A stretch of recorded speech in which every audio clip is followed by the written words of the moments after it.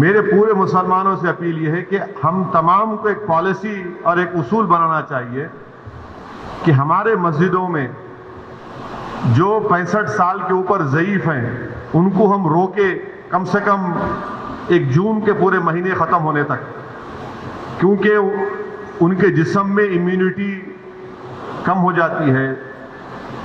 مختلف خدا نخواستہ اگر ان کو ڈائبٹک ہے، بیماریاں ہیں، تو باڈی میں وائرس سے مقابلہ کرنے کی طاقت کم ہو جاتی ہے۔ تو میں یہ اپیل کر رہا ہوں کہ 8 جون کو انشاءاللہ تو کھل جائیں گے، مگر کم سے کم جون کے ختم ہونے تک ہمارے جو 65 سال کے اوپر جو ضعیف افراد ہیں ان کو ہم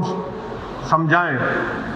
ان سے ریکویسٹ کریں کہ کم سے کم جون کے ختم ہونے تک آپ تھوڑا مسجد کو مت جائیے، گھر میں نماز پڑھیے۔ جو نوجوان ہیں جو ذرا مسجدوں کو کم جاتے، اب وہ جا کر مسجد کو آباد رکھے۔ تیسرے یہ کہ مساجد میں اگر کارپیٹ ہے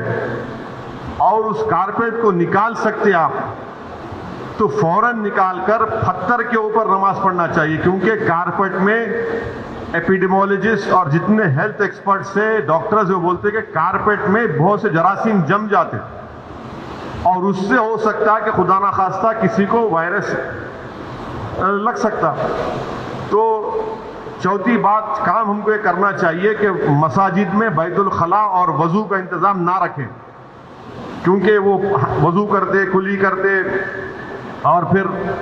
آپ آ کے نماز پڑھتے تو لوگ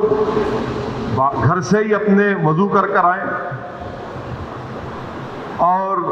نماز جب پڑھیں گے تو نہیں معلوم مفتیہ اکرام کو فیصلہ کرنا ہے کہ اگر پوری دنیا میں جہاں جہاں مساجد کھولے گئے، چاہے وہ مسجد نبوی ہو، حرم شریف مکے میں ہو، یا ٹرکی ہو، یا دوسرے مقامات پر، ہمیشہ کی طرح جو کھندے سے کھندا ملا کر سب بنتی تھی ویسا نہیں بن رہی اب۔ تو کیا مفتیہ اکرام یہ فیصلہ دے سکتے پورے ملک میں کہ بھائی جب 8 تاریخ سے مساجد کھولے جائیں گے تو سوشل ڈسٹینسنگ کو برقرار رکھتے ہوئے ہم سب بندی کریں نماز کی؟ یہ ہمارے مفتیوں کو سوچنا پڑے گا کہ کتنا یہ کر سکتے کیا، کیونکہ مختلف ممالک میں ہو رہا ہے۔ تو میں تو گزارش کروں گا ہمارے علماؤں سے کہ وہ بھی اس کا فیصلہ کر لیں، مگر دوسرے جو 4 چیزیں میں کہا ہوں اس پر یقیناً غور کریے آپ۔ میں کسی سے نہیں کہہ رہا ہوں کہ مسجد کو مت جائیے، میں یہ کہہ رہا ہوں کہ آپ صحیح کہہ رہے ہیں کہ وائرس ابھی بڑھ رہا ہے، وائرس ختم نہیں ہوا ہے، وائرس بڑھ رہا ہے ابھی، اور خاص طور سے جو ہمارے 65 سال کے اوپر کے جو لوگ ہیں اور جو لوگ مختلف امراض کے شکار ہیں، جس کو کڈنی کی بیماری ہے، ہارٹ کی ہے، لنگز کی ہے، ڈائبٹک ہیں، ان کو تو اور احتیاط کرنے کی ضرورت ہے، بہت احتیاط کرنے کی ضرورت ہے ان کو،